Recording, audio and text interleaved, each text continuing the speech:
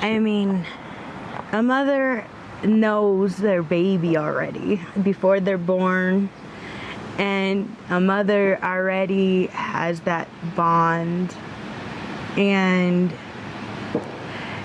it's like having somebody rip that away and be careless with her remains is just insane. I don't understand it.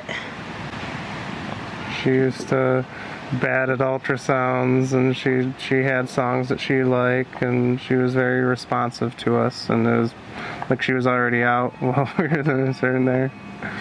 But yeah, we grown very attached, and it was very heart-wrenching. My name is Zachariah Young. My name is Danielle Young. We've been married for a little over 2 years now. We have 2 kids, one on the way. We're pretty excited for it. We have our oldest is Samuel and our youngest is Daniel, and they're doing great right now, and they're loving the weather.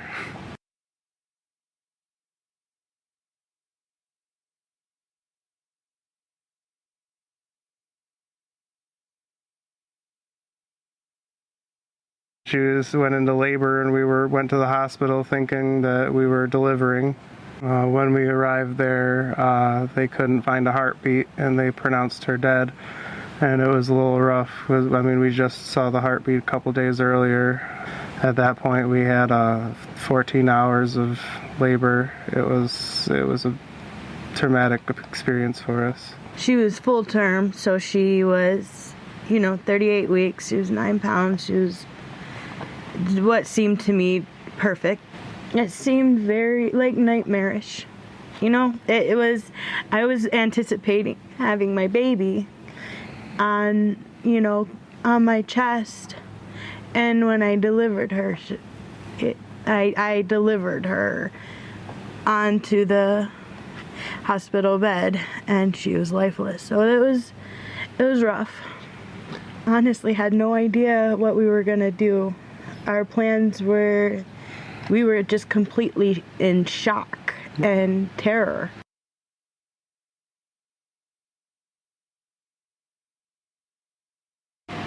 We went through a huge depression, but I mean, God carried us through. We had little bits of hope, little blessings here and there. When we originally talked to Tom, he had said that there was something didn't really add up. He said he'd hold Eva for us as long as we needed, and we said, okay, thank you. We're going to try to, get records and this and that. But it didn't happen until I think mid-summer that year. He called us and said, hey, I still have her. I'm holding on to her. How's the progress? How are you guys doing? We said good. We're still working on finding records. And later on that fall of 2019, yes, 2019, we were looking for information on Eva, and he sent out things to a few different people, and all of a sudden later that day he called and said, hey, where do you want the cremations to go? We're shocked because to our knowledge she was still there at the funeral home. And then he said, oh no, we cremated her way back when we got her. So that would be way back in February, March.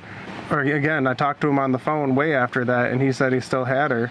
So when we went to look into it, we got an investigator, and we have the paper that shows, where we should have signed for consent, and it's completely blank, but somehow it got through, it got approved, she got cremated, they had a burial ticket, everything. And that was the first we've seen it.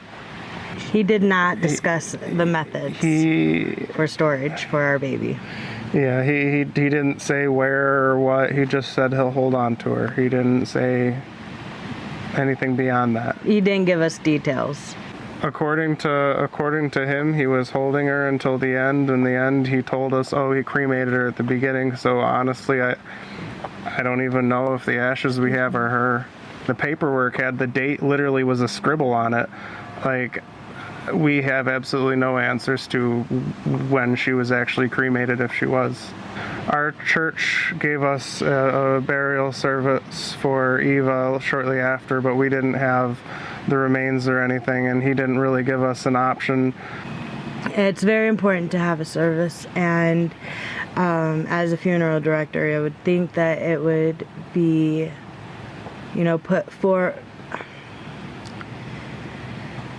put forward as an option, even though it was, they considered my unborn child a fetus. She was a stillborn. I was ready to have her, and she's being treated as a fetus of, a couple weeks. And I'm not downplaying any fetus or life form, but she had a personality. She definitely was. She was full term. She was coming out as a baby at that point, and we already knew how special she was. So it was devastating to see such lack of compassion and I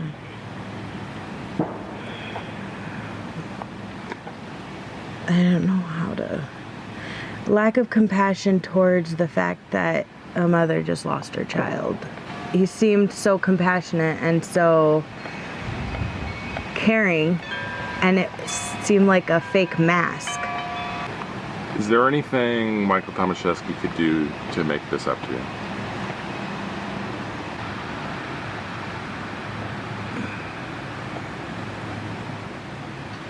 I think to make it up, he would have to really admit to his wrongs.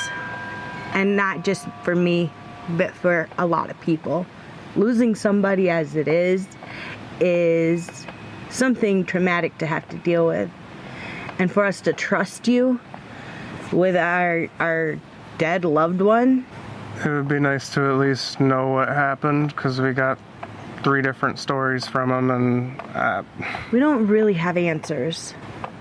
Having answers would be good. On being honest with anybody.